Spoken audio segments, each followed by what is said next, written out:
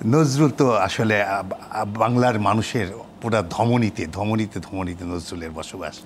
নজরুল বাংলার মানুষের হৃৎস্পন্দন বুঝতেন এবং বাঙালিও যেন নজরুল আর বাঙালি, বাংলার মানুষ সব একাকার হয়ে আছে।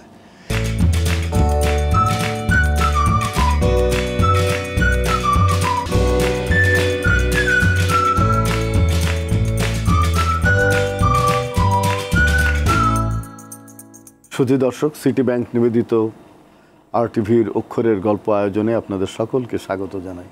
আমরা সব সময় বলি এবং এটা বলা খুব দরকার যে আমাদের বাংলা ভাষার যে মূল জায়গা সেটি হচ্ছে সংগ্রাম। সংগ্রামের ভেতর দিয়ে বাংলা ভাষার জন্ম, অধিকার প্রতিষ্ঠার সেই মাহেন্দ্রক্ষণ, সেখানেও লেগে আছে রক্ত। সেই শহীদ মিনার, সেই স্মৃতিস্তম্ভ। আমরা যদি বাংলায় কথা বলতে না পারতাম তাহলে আমরা কোনো দিন স্বাধীনতা অর্জন করতে পারতাম না। এই ভাষাই আমাদের টেনে নিয়ে গেছে স্বাধীনতার দিকে। এই ভাষাই আমাদের শিখিয়েছে কিভাবে আন্দোলন করতে হয়, কিভাবে স্লোগান দিতে হয়, কিভাবে আত্মবলিদান করে, জীবন উৎসর্গ করে মাতৃভূমির অধিকার প্রতিষ্ঠা করতে হয় এবং আত্মসম্মানবোধ জাগরিত করতে হয়। আমাদের বর্ণমালা, আমাদের অক্ষর রক্তে ধোয়া, আগুনের ভেতর থেকে ঝলসানো। আমরা সেই ঝলসানো শব্দ দিয়ে কবিতা লিখি, আমরা সেই ঝলসানো শব্দ দিয়ে আমাদের নাটকের চমৎকার চরিত্রগুলো চিত্রণ করি। আমরা আমাদের সিনেমার মধ্যে সেই সমস্ত অকুতোভয় তরুণদের দেখে যারা চিত্রনায়ক হিসেবে কথা বলছে সত্যের পক্ষে, ন্যায়ের পক্ষে। কিংবা আমরা আমাদের খেলার মাঠে যখন আমরা বিজয়ী হই, যখন আমরা স্লোগান দিই, সেটিও কিন্তু সেই সব অক্ষর, সেই সব শব্দমালা বিজয়ের বেশে বারবার আমাদের কাছে ফিরে আসে। এই আয়োজনে আজকে যিনি আসছেন তিনি হচ্ছেন আমাদের দেশের একজন বিখ্যাত আবৃত্তি শিল্পী, যিনি ইতিমধ্যেই আবৃত্তি তারকাতে রূপান্তরিত হয়েছেন। এটাই সত্য যে প্রযুক্তির যুগ এবং আমাদের ভাইরাল হওয়ার একটা সুযোগ আছে। ঘরে বসে আমরা দেখতে পারি কে ভালো করছে আবৃত্তি, কে করছে গান, কে করছে নাটক। এই টিটো মুন্সি সে নিজেও ভাবেনি যে হঠাৎ করে একদিন ভিনি ভিসি ভিডির মতো একদিন এলাম দেখলাম জয় করলামের মতো অবস্থা হবে। এই যে তিনি এলাম দেখলাম জয় করলামের যে জায়গা, তার পেছনে যে খুব সহজ অর্জিত তা কিন্তু নয়। নিশ্চয়ই এক দীর্ঘ আয়োজন ছিল তার পেছনে, সংগ্রাম ছিল। বাকতিন বলেছেন প্রতিটি অর্জনই সংগ্রামের ভেতর দিয়ে ঘটে। সেই জীবন সংগ্রাম আপনার আছে। এখন আমাদের জাতীয় কবি কাজী নজরুল ইসলামের সাম্যবাদী কবিতার শতবর্ষ পূর্তি হয়ে গেছে, পেরিয়ে গেছে শতবর্ষ। সেটা নিয়েও আপনি অনেক বেশি কাজ করছেন এবং নজরুলই আপনার আরাধ্য। শুধু কি নজরুলই আরাধ্য থাকবে না সাম্প্রতিক কালের কিংবা তার পরবর্তীকালের কবিরা আপনার কাছে? সেটা তো অবশ্যই, কারণ নজরুল কিন্তু নিজেই বলেছে যে জবা কুসুম সংকাশে রাঙা অরুণ রবি, তোমরা জাগিছ না আসা দিনের তোমরা কবি। তো যে রাঙা প্রভাতে দেখিবার লাগি আমরা জাগি, তোমরা জাগিছ দলে দলে পাখি তারই লাগি। তো এই যে মানে নতুনদেরকে জয়গানে কিন্তু সবসময়, এমনকি রবি ঠাকুরও তো আপনি জানেন যে উনি বলেছিলেন যে নজরুলকে উদ্দেশ্য করে যে অগ্নিবীণা বাজাও তুমি কেমন করে। তো এই যে তাদের যে এইগুলা নতুনদেরকে সবসময় পূর্ণিশ জানানো, আমি তো আর বাইরে কিছু, আমি তো তাদের পথ অনুসরণ করছি।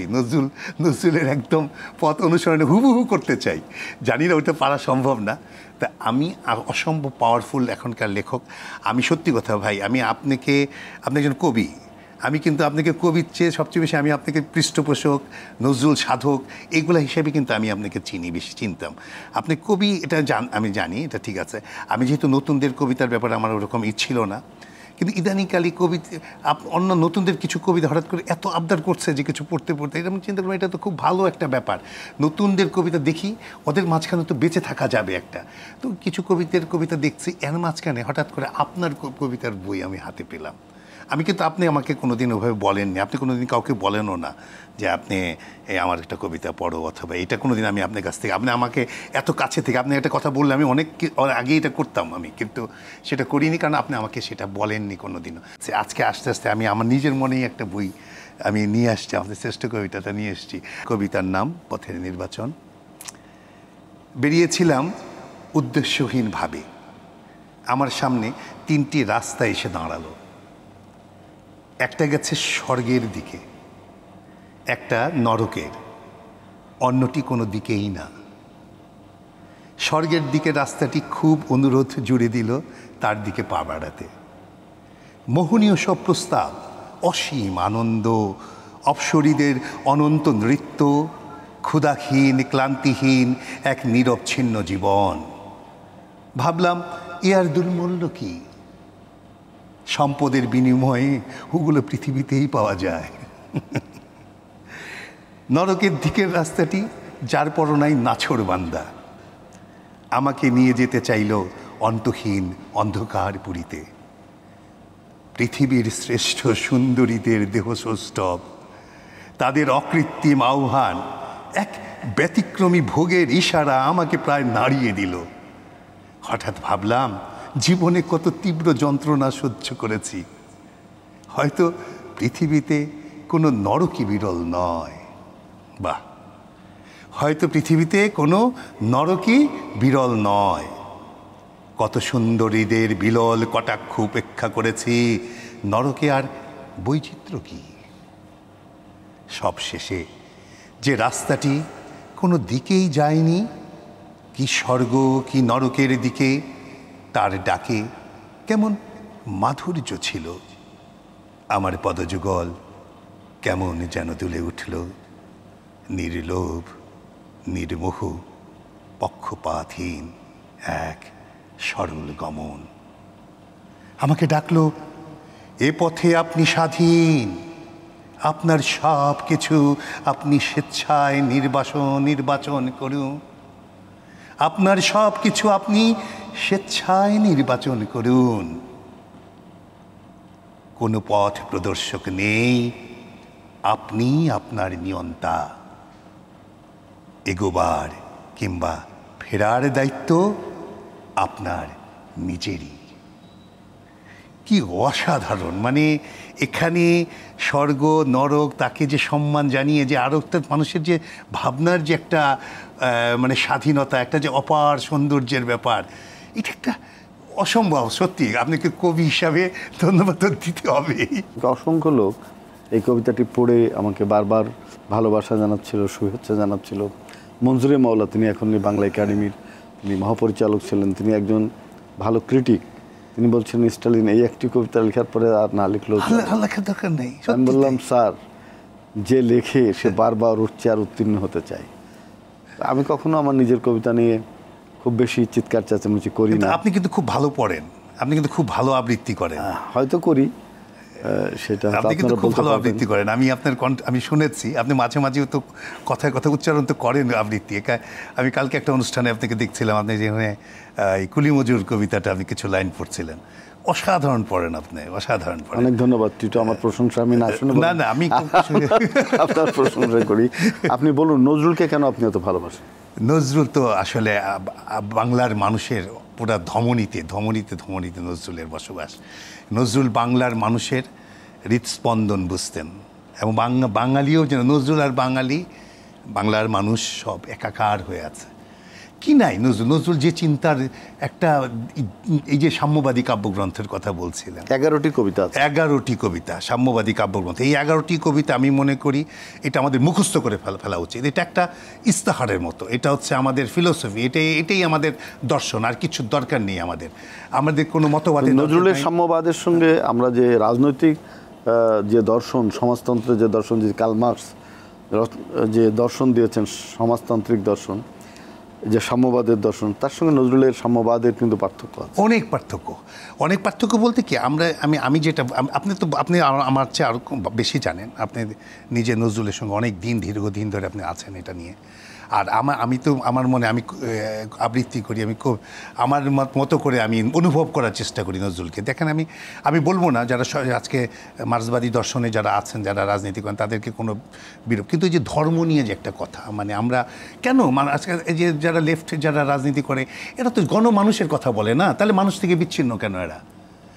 কারণ প্রথমে তারা কি করে, মানুষের সবচেয়ে সফট যে কর্নারটা ধর্ম, সেটা নিয়েই নাড়াচাড়া শুরু করে। প্রিয় দর্শক, আপনারা দেখছেন সিটি ব্যাংক নিবেদিত আরটিভির অক্ষরের গল্প।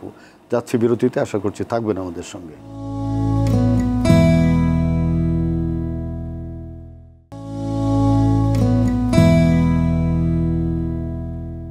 সুধী দর্শক, সিটি ব্যাংক নিবেদিত RTVর অক্ষরের গল্প আয়োজনে আপনাদের সকলকে স্বাগত জানাই।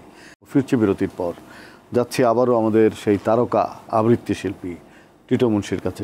লেনিন বলছেন যে ধর্ম আফিম স্বরূপ। এর প্রধান কারণ আছে, অন্য অন্য মন্দির কিংবা ধর্মালয়গুলোতে মানুষ নির্যাতিত হতো, শোষিত হতো এবং তারা রাজ্য পরিচালনার ক্ষেত্রে হস্তক্ষেপ করতো। তামিলনাড়ু অঞ্চলে আমি গিয়েছিলাম, ওখানে কিন্তু পাশাপাশি আমি দেখেছি তিনটেই চলছে। বা তামিলনাড়ুতে আমি ভেলুরে গিয়েছিলাম চিকিৎসা, মানে হঠাৎ করে শরীর খারাপ করলো, গেলাম ওখানে। বিশ্বাস করবেন, অ্যাট এ টাইম সন্ধ্যার সময় গির্জার ধ্বনি হচ্ছে, ওখানে আজান হচ্ছে, ওখানে আপনার মন্দিরেও ধ্বনি, ঘণ্টা ধ্বনি বাজছে। তাহলে এই যে পাশাপাশি তো সব অবস্থান সম্ভব, এখন তো হচ্ছে। আরও মানুষ কত আমাদের দেশে পূজা হচ্ছে, এই যে আমরা এই একই দেশে, আমাদের দেশ তো সত্যি কথা যে বাঙালি মুসলমানের মন বলে আসমা সফব, তাদের কথাটা তো সত্যি। আমাদের এখানে তারপর তো আমরা কত আনন্দের সঙ্গে পূজা উৎসব পালন করছি না? ঈদের সময়ও তো মুসলিম হিন্দুরা আসতেছে, আনন্দ করছে। তাহলে পরিবর্তনের ধাপে ধাপে এটা তো মানুষই তো মানুষের কাছে যাবে, এটা প্রয়োজনে ব্যবহার করেছিল অতীতে, যেটা ঠিক আছে। কিন্তু তাই বলে উপরে ফেলে দিতে হবে?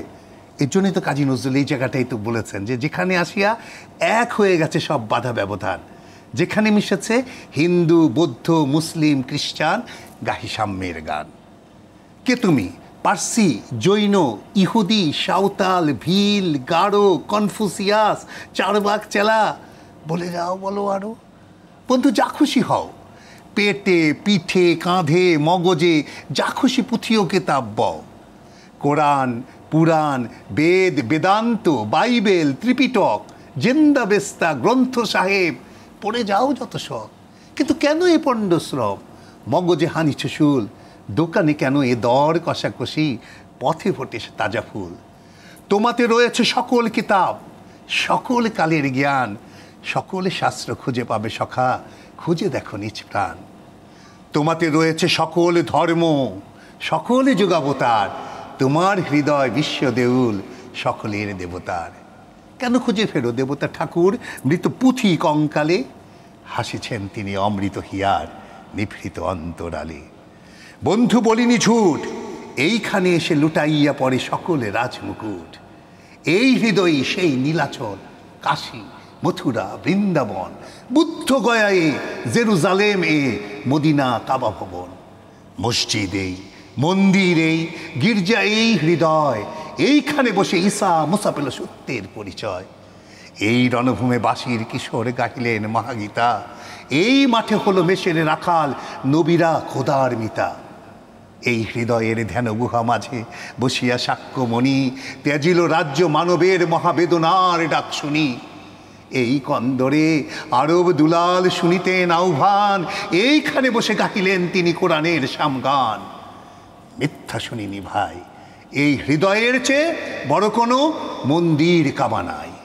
তাহলে সুতরাং মানুষ তো জানে সবার উপর মানুষ সত্য, তাহার উপর নেয়। তো মানুষ একটা সময় ব্যবহার করছে, মানুষই তো যুগের পরিবর্তন করে, কিন্তু ধর্মকে নিয়ে এই ধর্ম থাকবে, এটা তো মানুষের ধর্ম প্রয়োজন আছে। ধর্ম ছাড়া মানুষকে যে ধর্ম বিশ্বাস করছেন এটাও তো একটা ধর্ম, অবশ্যই ধর্মহীনতাও তো একটা ধর্ম। তার যে আপনার এই যে কবিতাটা পড়লাম, তিনটা পথ, কেউ স্বর্গে যেতে যাচ্ছে, কেউ নরকে যেতে যাচ্ছে, মাঝামাঝি যেতে যাচ্ছে, ওটাও তো একটা পথ। তো ও কেন থাকতে পারবে না আবার ওদের সঙ্গে? তিনটা ধারার আমরা কেন একসঙ্গে থাকতে পারবো না? ওকে বিশ্বাস করলে ওকে ছেড়ে দিতে হবে, ওয়াই? এই জায়গাটাই হচ্ছে আমি যেটা এইখানে হলো নজরুল অনন্য। নজরুল সেই ইনক্লুসিভ সমাজের কথা বলেছেন, সব মানুষ মিলে একটা ভালোবাসার জগৎ তৈরি করতে হবে, সেটা তিনি চেয়েছিলেন। নজরুলের যে সাম্যবাদের চিন্তা, সেটি প্রতিষ্ঠিত হয়েছিল সাম্যবাদী কাব্যগ্রন্থে। এবং এই কবিতার মধ্যে তো কুলি মজুর, তারপরে ওঠরে চাষি জগৎবাসী ধরকোষে লাঙল, কুলি মজুর, চাষি, বারাঙ্গনা, সমস্ত শ্রমিক শ্রেণীর মানুষের ক্যারেক্টারকে এখানে তিনি নিয়ে এসছেন এবং এক সমতলে দাঁড় করবার চেষ্টা করেছেন। কুলিমজুর কবিতাটা আসলে কুলিমজুর কবিতা তো শুধু কুলিমজুর না, যেটা বললেন যে সকল শ্রেণীকে, এই কবিতারই আসিতেছে শুভদিন, আসিতেছে শুভদিন, দিনে দিনে বহু বাড়ি আছে দেনা শুধিতে হইবে ঋণ। হাতুড়ি শাবল গাইতি চালায়ে ভাঙিল যারা পাহাড়, পাহাড় কাটা সে পথের দুপাশে পড়িয়া যাদের হার। তোমারে সেবিতে হইল যাহারা মজুর মুটেও কুলি, তোমারে বহিতে যারা পবিত্র অঙ্গে লাগালো ধুলি, তারাই মানুষ, তারাই দেবতা, গাহি তাহাদের গান। তাদেরই ব্যথিত বক্ষে পা ফেলে আসে নব উত্থান। তুমি শুয়ে রবে তেতালার পরে আমরা রহিব নিচে, অথচ তোমারে দেবতা বলিব সে ভরসা আজ মিছে। সিক্ত যাদের সারা দেহ মন মাটির মমতা রসে, এই ধরনের তরণীর হাল রবে ইহাদেরই বসে। তারই পদরজ অঞ্জলি করে মাথায় লইব তুলি, সকলের সাথে পথে চলি যার পায়ে লাগিয়াছে ধুলি। আজ নিখিলের বেদনার তো পীড়িতের মাকে খুন, লালে লাল হয়ে উদিছে নবীন প্রভাতের নবারুণ। আজ হৃদয়ের জাম ধরা যত কবাটে ভাঙিয়া দাও, রং করা ওই চামড়ার যত আবরণ খুলে নাও। আকাশের আজ যত বায়ু আছে হইয়া জমাটে নীল, মাতামাতি করে ঢুকুক এ বুকে খুলে দাও যত খিল। সকল আকাশ ভাঙিয়া পড়ুক আমাদের এই ঘরে, মোদের মাথায় চন্দ্র সূর্য তারারা পড়ুক ঝরে। সকল দেশের সকল কালের সকল মানুষ আসি, এক মোহনায় দাঁড়াইয়া শুনো এক মিলনের বাসি। একজনে দিলে ব্যথা সমান হইয়া বাজে সে বেদনা, সকলের বুকে হেথা। একের অসম্মান নিখিল মানব জাতির লজ্জা, সকলের অপমান। মহামানবের মহাবেদনার আজি মহা উত্থান, ঊর্ধ্বে হাসিছে ভগবান, নিচে কাঁপিতেছে শয়তান। এই যে দুর্দান্ত কবিতা, মানে অকল্পনীয় না? নজরুলের ধূমকেতু পত্রিকা আশীর্বাণী দিচ্ছেন, চলে আয় রে ধূমকেতু, আঁধারে বাদ অগ্নিসেতু, দুর্যোগের ওই দুর্গ শিরে উড়িয়ে দে তোর বিজয় কেতন। অলক্ষণের তিলক রেখা, রাতের ভালে হোক না লেখা, জাগিয়ে দে রে চমক মেরে আছে যার অর্ধচেতন। অর্ধচেতনদের জাগাবার ভার রবীন্দ্রনাথ নজরুলকে দিয়ে গেছে। এই যে নজরুল, এই যে শক্তি, নজরুলের শক্তিকে কিন্তু তিনি বুঝতে পেরেছিলেন। আর নিশ্চয়ই এটা আমরা জানি প্রিয় দর্শক যে রবীন্দ্রনাথ তার 1400 সাল কবিতায় কিংবা অন্য আর একটা কবিতায় বলেছিলেন যে সে কবির লাগি কান পেতে আছি, জন্মজার মাটির কাছাকাছি। নজরুল আবার 1400 সাল কবিতা লিখে বললেন, গুরুদেব আপনি যে কবির কথা বলছেন সেটা আমি, সরাসরি বললেন। তাদের মধ্যে একটা অন্যরকম সুন্দর সম্পর্ক ছিল। আমরা তো বুঝি না, আমরা মনে করি তাদের মধ্যে একটা দ্বন্দ্ব ফেসা ছিল না। রবীন্দ্রনাথের থেকে 38 বছরের ছোট ছিলেন কাজী নজরুল ইসলাম, অথচ কি পরিমাণ আদর করতেন। যত এই সময় যতগুলো কবি ছিল সব করে মনে হয় এক ধরনের অস্বীকার করে সুন্দর করে রবীন্দ্রনাথ নজরুলকে দেখলে এদিকে আসে, আয় এদিকে আমার পাশে বয়। এবং ওই যখন পাশে বসলেন তখন মানে কলকাতার হোমরা চোমরা কবিরা বলল আপনি এর কবিতা নিয়ে কথা বলছেন না, বলছে যে এর কবিতা অশির ঝনঝনি, এই যুদ্ধ না থাকলে ধরনের কবিতা চলবে না, কিছুই হবে না, আপনি কেন ছোকরা বালক কিনে লাফালাফি করছেন। তখন রবীন্দ্রনাথ বলল তোমরা কাজীর কবিতা গভীরভাবে পাঠ করনি, আর পাঠ করলেও সেটা তোমরা মানে অনুভব করতে পারোনি। যে কবিতা যুগের দাবি মেটায় সে কবিতা কাব্য নয়, মহাকাব্য। অর্থাৎ রবীন্দ্রনাথ নজরুলকে মহাকাব্যের এবং মহাকাব্যিক মর্যাদায় সেই কবিতা বলেছেন। সুতরাং যে আজকে সাম্যবাদী নিয়ে আমরা কথা বলছি, সেই সাম্যবাদের মধ্যে একটা মহাকাব্যিক জার্নি আছে, তাই না? হ্যাঁ হ্যাঁ হ্যাঁ, অবশ্যই। এটা একটা ফিলোসফি, এটা ওয়ে অফ লাইফ। আমি মনে করি আমি 11টা কবিতায় যদি কেউ মুখস্থ করে তার জীবনে ইমপ্লিমেন্টেশন নেয়, আমি এটা কবিতা পড়লো প্রতিদিনটা মনে করে, সে কোনো দিন তো আর কোনো অন্যায় করতে পারবে না। সে এটাই তো সাম্যবাদ, তাই না? এই যে বড় মানুষ কবিতাটা, বিশ্ব তার বিখ্যাত মানুষ কবিতা, যেটা সর্বশ্রেষ্ঠ একটা কবিতা বলা যায় আমরা না, মানুষের চেয়ে বড় কিছু নাই নহে কিছু মহিয়ান। এটা থেকে কয়টা লাইন দেখেন আপনি কি কথাটা, মানুষের চেয়ে বড় কিছু নাই নহে কিছু মহিয়ান। বলছে আদম, দাউদ, ঈসা, মুসা, ইব্রাহিম, মোহাম্মদ, কৃষ্ণ, বুদ্ধ, নানক, কবির, বিশ্বের সম্পদ আমাদেরই এরা পিতা পিতামহ। এই আমাদের মাঝে তাদেরই রক্ত কম বেশি করে প্রতি ধমনীতে বাজে। আমরা তাদেরই সন্তান জ্ঞাতি, তাদেরই মতন দেহ, কে জানে কখন মোরাও অমনি হয়ে যেতে পারি কেহ। হেসো না বন্ধু আমার, আমি সে কত অতল অসীম, আমি কি জানি, কে জানে কে আছে আমাতে মহামহিম। হয়তো আমাতে আসিছে কলকি, তোমাতে মেহেদি ঈসা, কে পায় কাহার অন্ত্য আদি, কে পায় কাহার দিশা। কাহারে করেছ ঘৃণা তুমি ভাই, কাহারে মারিছ লাথি, হয়তো উহারি বুকে ভগবান জাগিছেন দিবারাতি। অথবা হয়তো কিছুই নহে সে মহান উচ্চ নহে, আছে ক্লেদাক্ত ক্ষত বিক্ষত পড়িয়া দুঃখ দহে, তবু জগতের যত পবিত্র গ্রন্থ ভজনালয় ওই একখানি ক্ষুদ্র দেহের সমপবিত্র নয়। হয়তো উহারি ঔরসে ভাই, উহারি কুটির বাসে জন্মিছে কেহ জোড়া নাই যার জগতের ইতিহাসে। যে বাণী আজও শোনেনি জগৎ, যে মহাশক্তি ধরে আজও বিশ্ব দেখেনি, হয়তো আসিছে সে এরই ঘরে। ওকে চণ্ডাল চমকাও কেন, নহে ও ঘৃণ্য জীব, ওই হতে পারে হরিশ্চন্দ্র, ওই শ্মশানের শিব। আজ চণ্ডাল, কাল হতে পারে মহাযোগী সম্রাট। কাল তুমি তারে অর্ঘ্য দানিবে, করিবেন নন্দী পাঠ। রাখাল বলিয়া কারে করো হেলা, ও হেলা কাহারে বাজে। হয়তো গোপনে ব্রজের গোপাল এসেছে রাখালে সাজে। চাষা বলে করো ঘৃণা, দেখো চাষারূপে লুকায়ে জনক বলরাম এলো কিনা। যত নবী ছিল মেষের রাখাল, তারাই ধরিল হাল। তারাই আনিল অমর বাণী, যা আছে রবে চিরকাল। দাঁড়ে গালি খেয়ে ফিরে যায় নীতি ভিখারি ও ভিখারিনী। তারই মাঝে কবে এলো ভোলানাথ গিরি যায়া, তাকে চিনি। তোমার ভোগের রাস পায় পাছে ভিক্ষা মুষ্টি দিলে, দাড়ি দিয়ে তাই মার দিয়ে তুমি দেবতা রেখে দাইলে। সে মার রহিল জমা, কে জানে তোমায় লাঞ্ছিতা দেবী করিয়াছে কিনা ক্ষমা। বন্ধু তোমার বুক ভরা লোভ, দু চোখে স্বার্থ ঠুলি। নতুবা দেখিতে তোমারে সেবিতে দেবতা হয়েছে কুলি। দুর্দান্ত। মানুষের ভালোবাসা ভাই, এর চেয়ে কোনো এর চেয়ে মজার জিনিস আর পৃথিবীতে কিছু নাই। কিসের কি গ্রামার টামার কিগুলো বুঝে নাকি কেউ? মানুষ আমাকে ভালোবাসে, পাগলের মতো ভালোবাসে। এটার কাছে কি চাই? আবার জন্ম আমার যদি বলেন আরও কিছু বড় কিছু না, আমি আর কিছুই চাই না। টিটো মুন্সি, অনেক ধন্যবাদ। আজকে এই আয়োজনে আপনি অসাধারণ সব হৃদয়ের কথা, বুক খুলে কথা বলেছেন। প্রিয় দর্শক, সিটি ব্যাংক নিবেদিত RTVর অক্ষরের গল্পের আয়োজনে ছিলেন আমাদের আবৃত্তি তারকা টিটো মুন্সি। আবৃত্তি করেও যে মানুষের এত ভালোবাসা পাওয়া যায় সেটার প্রমাণ হচ্ছে টিটো মুন্সি। এবং টিটো মুন্সি আরও ভালোবাসার সাগরে নিমজ্জিত হোক, আরও অসাধারণ করে আমাদের বাংলা ভাষার কবিতাগুলো উচ্চারণ করুক। নজরুল থেকে আজকের এই তরুণ কবিটি পর্যন্ত সে পড়ুক এবং সব কবিরাই তার কাছে ঋণী হয়ে থাকুক তার পাঠের জন্য, এই প্রত্যাশা করে শেষ করছি। অনেক ধন্যবাদ আপনাকে। অনেক ধন্যবাদ আপনাকে, অনেক ধন্যবাদ দর্শককে, অক্ষরের গল্পের সমস্ত কলাকুশলীকে অসংখ্য ধন্যবাদ।